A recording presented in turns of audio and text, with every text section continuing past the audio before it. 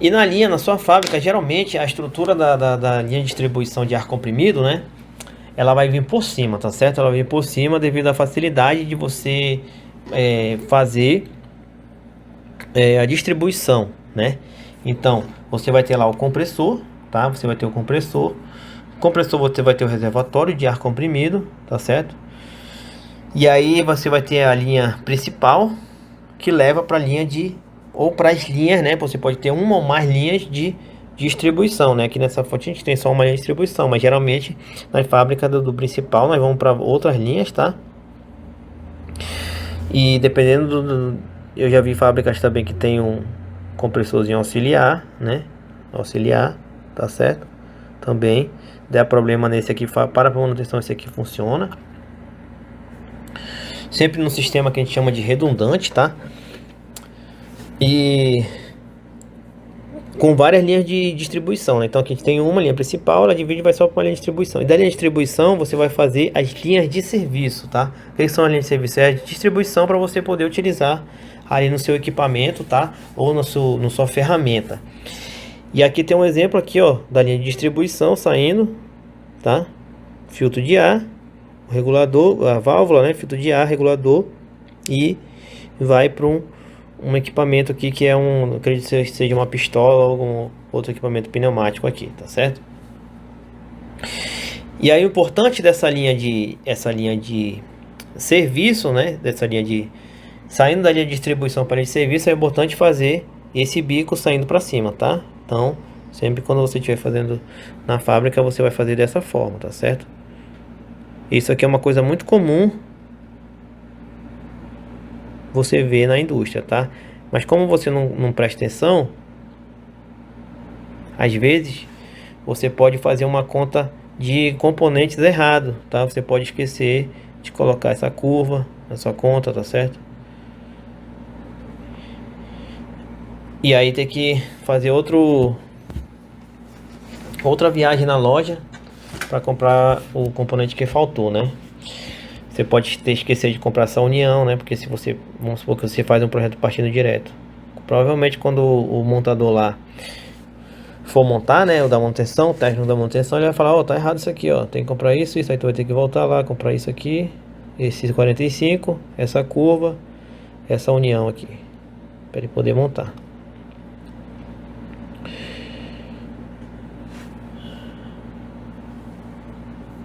E aqui eu tenho aqui uma vista melhor da rede de ar comprimido, tá certo?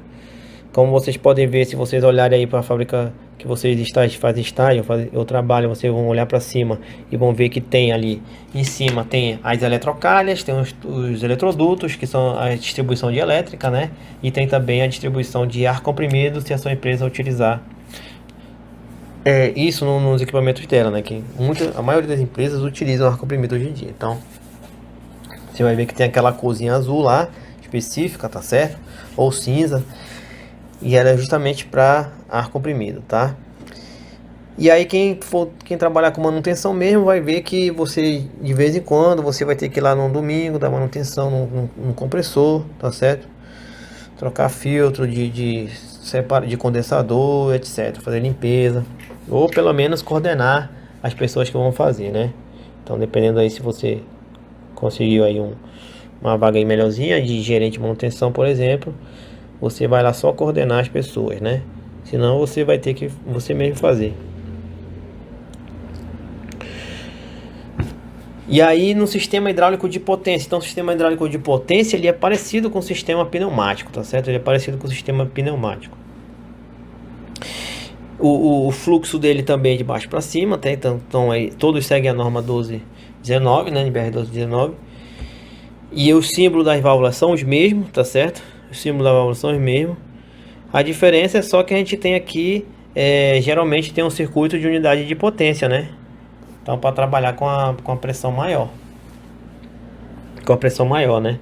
E aí como vocês podem ver, nós temos o fluxo e o retorno, né?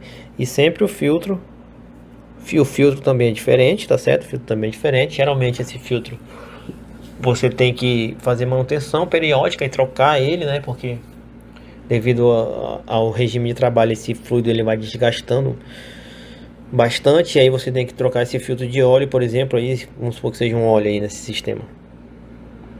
E igualmente o carro, por exemplo, todo de 10 mil quilômetros mais ou menos, o pessoal recomenda 10 ou... Na verdade o pessoal recomenda a cada 2 trocas de óleo trocar o filtro de óleo, né?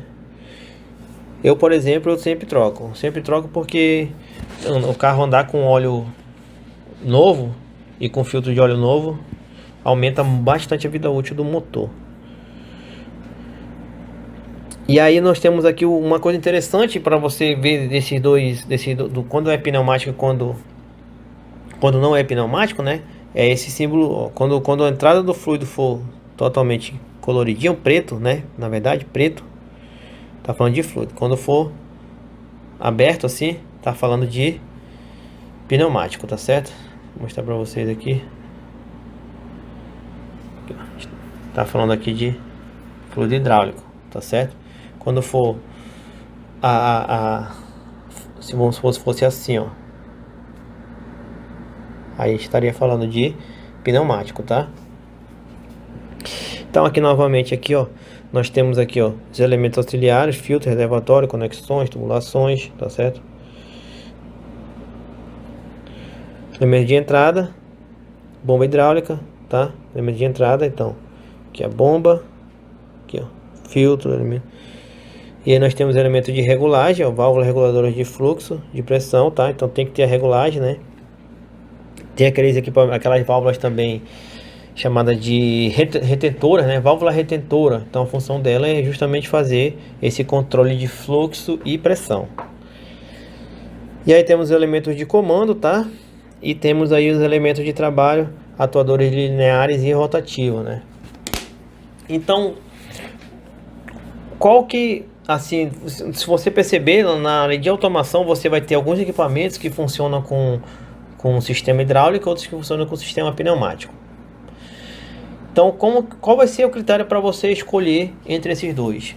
Que vai ser o critério fundamental que você vai decidir se você vai escolher entre os dois. Vai ser o controle de velocidade que você quiser, tá? Se você precisar de um controle de velocidade, eu preciso que essa haste do pistão ande com velocidade constante. Você vai ter que escolher o hidráulico, o sistema hidráulico, tá certo? Por quê? Porque com ar comprimido é muito difícil fazer esse controle de velocidade.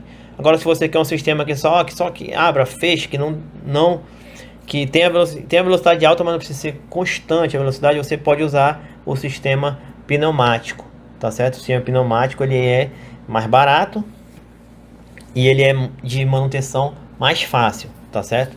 Mas se você precisa de um projeto de automação que leve em consideração a constância, controle de velocidade, você vai precisar do sistema hidráulico, tá? Utilizando algum óleo hidráulico. Funções dos fluidos hidráulicos: então, transmitir pressão, lubrificar as partes da instalação, refrigerar, amortecer oscilações de pressão, proteger contra a corrosão e remover impurezas, tá certo? Então são coisas bem triviais, né? E aí aqui a gente tem um outro sistema também que vocês precisam conhecer, né? Então a gente já partiu aí, vocês teoricamente, nesse curso todo que vocês já estudaram, né? Vocês já devem saber sobre sistemas hidráulicos, pneumáticos, né? Que essa revisãozinha que eu botei aqui, isométricos, né? Então vamos supor que você sai aqui para a indústria, você sabe olhar um desenho isométrico, você sabe como que é uma rede hidráulica pneumática, você sabe quando utilizar pneumático, quando utilizar hidráulico, né? Então essas coisas que eu mostrei para vocês são coisas básicas, tá? Então você não precisa, você precisa saber tudo, não. Você precisa saber o que você precisa saber. É onde procurar informação e saber o básico. Saber, ó, rede hidráulica, rede pneumática é aqui. Onde que eu procuro? Ah, é a norma 1219, é a norma ASME. Então, é isso que você precisa saber, tá? O negócio é você não chegar voando como se não soubesse nada. Você precisa saber o básico. E aí lá você vai conseguir. Você já conseguiu se formar, que é muito difícil. E imagina lá no trabalho, já ganhando dinheiro, você não vai conseguir pegar uma norma e desenvolver. Então você precisa saber o básico, tá? Então outra coisa que é muito importante, que talvez vocês se deparem aí, dependendo da área que você trabalhar, são a interligação de sensores em sistemas de alta temperatura, por exemplo, tá certo? E isso aqui dentro de tubulação ali nós temos basicamente aquilo ali, é isso aí que a gente viu, tá? Esse é o basicão, basicão mesmo, mas a partir disso você olha e já consegue ir correr atrás sozinho do conhecimento ali para terminar o projeto de acordo com o serviço que você estiver executando.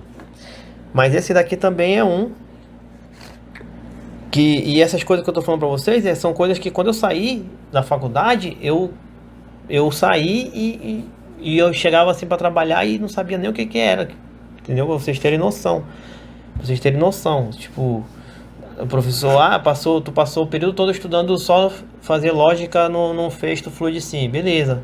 Mas quando tu sai, isso daí importa, mas não importa tanto. Tu tem que saber olhar qual é o equipamento, como que interliga, qual é a mangueira que utiliza, qual é o conectorzinho, qual é o tubo que leva o fluido. E essas coisas que você tem que saber. Isso aqui foi uma coisa também que eu nunca tinha visto, que é interligação de sensores em alta temperatura, tá? Então esse sistema, o que acontece? Você tem lá uma tubulação que passa ali um fluido com alta temperatura, você não pode colocar um sensor de temperatura perto, um sensor de temperatura, de pressão perto, né? Então você vai ter aí algumas considerações para fazer essa interligação, né?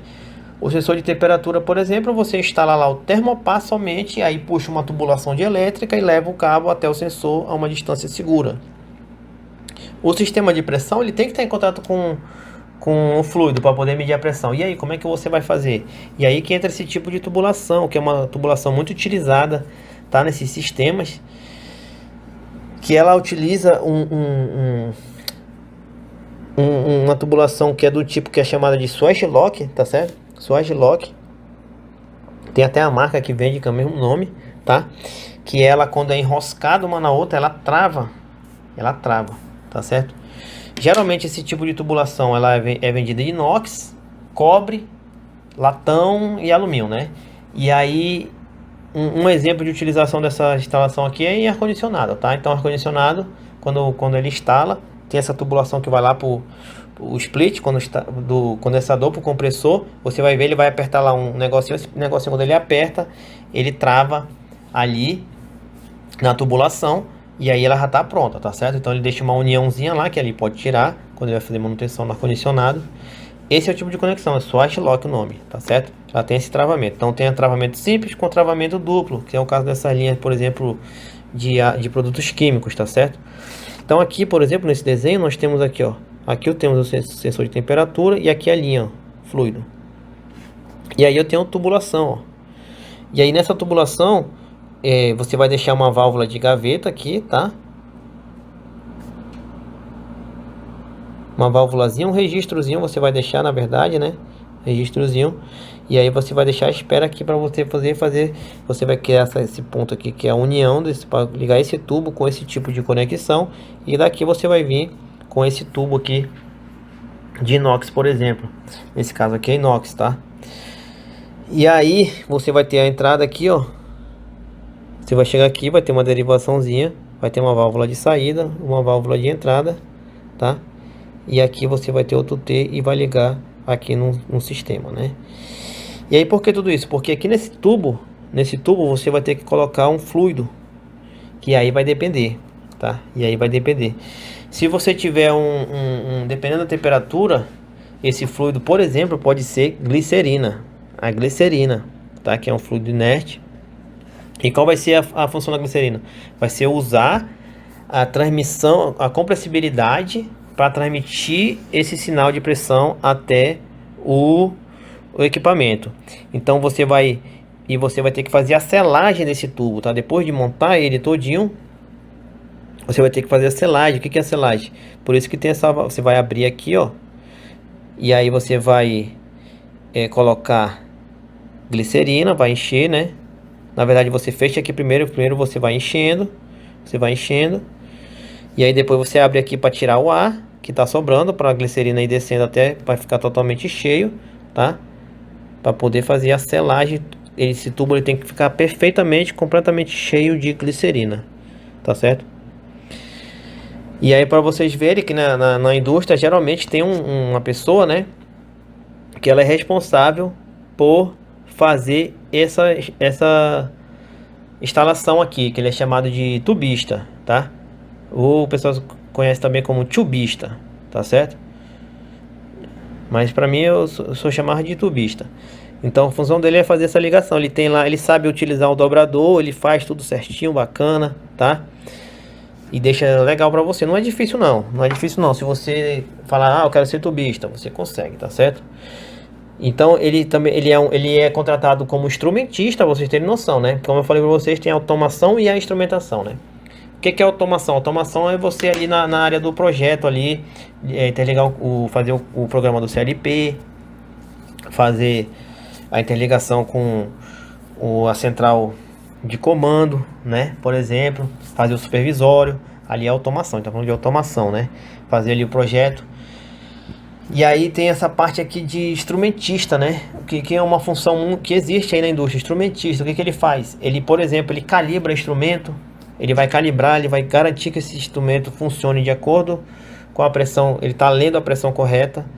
E tem um instrumentista aqui que é o que vai fazer o tube, né? Que é o chamado de tubista também, né? Que é instrumentista, tá certo? Instrumentista. Então, é uma profissão que existe, tá certo? Para vocês verem o tamanho da importância do serviço, né? E dentro de tubulações, basicamente que vocês vão ter que conhecer esses tipos, né? Então a tubulação, ela vai ter que ser escolhida de acordo com a pressão, com o regime de trabalho, tá certo? Com o tipo de fluido. Então você vai ter que escolher a tubulação, você vai ter que saber fazer ali um isométrico, comprar as peças, curva, 45 graus, T, enfim, todos os equipamentos necessários para você montar sua tubulação, e vai ter que contratar profissionais que tem ali experiência, conhecimento na produção daquele tipo de tubulação, tá? Então você vai fazer o projeto e vai contratar alguém, certo? Fazer o projeto e vai contratar as pessoas capacitadas ali para realmente pegar na ferramenta e fazer, né? Ou você também pode fazer um curso aí, aprender a operar as ferramentas, fazer alguns cursos e conseguir você mesmo fazer, né? Com a ajuda aí de ajudantes, porque geralmente aqueles tubos lá, por exemplo, a gente tinha que levantar na talha, esse aqui que eu mostrei para você. Tinha que levantar esse tubo na talha, e aí às vezes para botar ele no local eram 5, 6 pessoas só para usando a talha para alinhar ele para poder colocar no local, né? E aí você tem que entender também a rede de ar comprimido, tá? Que você vai olhar para sua fábrica, 99,9% das fábricas tem uma rede de ar comprimido. Você vai olhar para cima e vai ver a rede de ar comprimido. Então você vai ver esse desenho aqui e vai ver a rede de ar comprimido e vai entender que aquilo ali você precisa para fazer a automação das suas máquinas, tá certo? Então essas são entradas, né? Igual aquela história que eu falei para vocês, ó, vocês têm que saber fazer, escolher qual é a bitola do cabo, dimensionar o cabo. Vocês têm que saber isso, cara. Vocês vão ser engenheiro, vocês vão chegar, isso daí é o mínimo, né? Então essas coisas que eu tô passando para vocês aqui também é o mínimo que um engenheiro de controle de automação tem que saber quando ele sai, né? As outras coisas ele vai conseguir na prática, ele vai trabalhando ali, vai estudando. O importante é ele saber o básico para ele poder já chegar e se situar, para poder gostar ali do serviço do que ele vai executar. Então quando ele tem aquela paixão ali que ele gostou, ele vai atrás e encontra informação rapidinho e termina o serviço, né?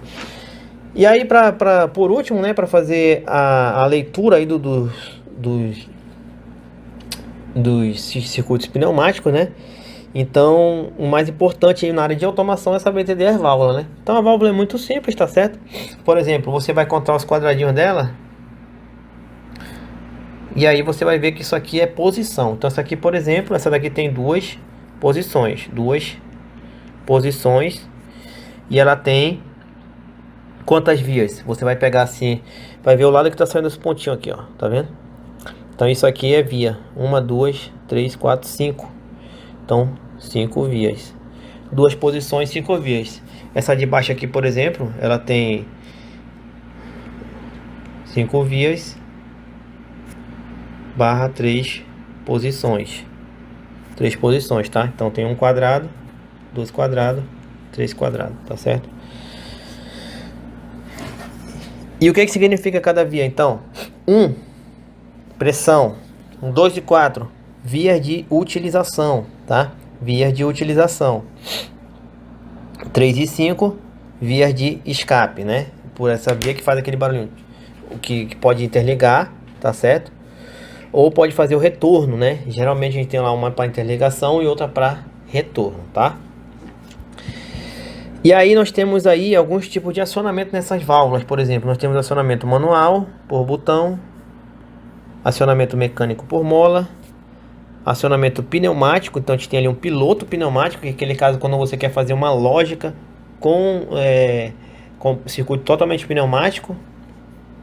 Tem um acionamento mecânico por rolete, o acionamento manual por pedal, o acionamento elétrico por solenoide, tá certo? E o que isso significa? Bom, significa, por exemplo, se eu botar aqui, ó, esse símbolo bem aqui, significa que tu tem um acionamento, uma válvula de 5 vias, 3 posições, com acionamento manual por botão, e aí tu bota aqui, ó, e retorno por mola, tá certo? Retorno por mola. Aqui, por exemplo, nós temos aqui uma válvula de 5 vias, 2 posições, acionamento por solenoide. Então nós temos solenoide dos dois lados. Aqui, ó, 5 vias, 1, 2, 3, 4, 5, 2 posições e acionamento por solenoide. Só que essa aqui tem um retorno por mola, certo? Então o que isso significa? Quando tu acionar o solenoide, essa válvula ela vai executar o comando de uma das posições, tá? Que tu escolheu. Então ela vai executar esse comando. Na hora que tu desligar tu cortar a energia aqui dessa solenoide, ela vai por mola, ela vai voltar pro princípio inicial, né? Essa daqui não, tu vai acionar, tá certo? E aí ela vai para um lado. Mas para ela voltar para outro lado, tu vai ter que desligar essa daqui e acionar essa daqui, tá? Então é basicamente assim que você vai fazer a leitura dos esquemas hidráulicos, tá certo? E aí a gente fica por aqui. Eu vou deixar aí aqueles vídeos aí na descrição aí na sala do Class, tá certo? E também vou deixar todos os arquivos que vocês precisam para fazer o exercíciozinho que eu deixei para essa semana. Um forte abraço e bons estudos.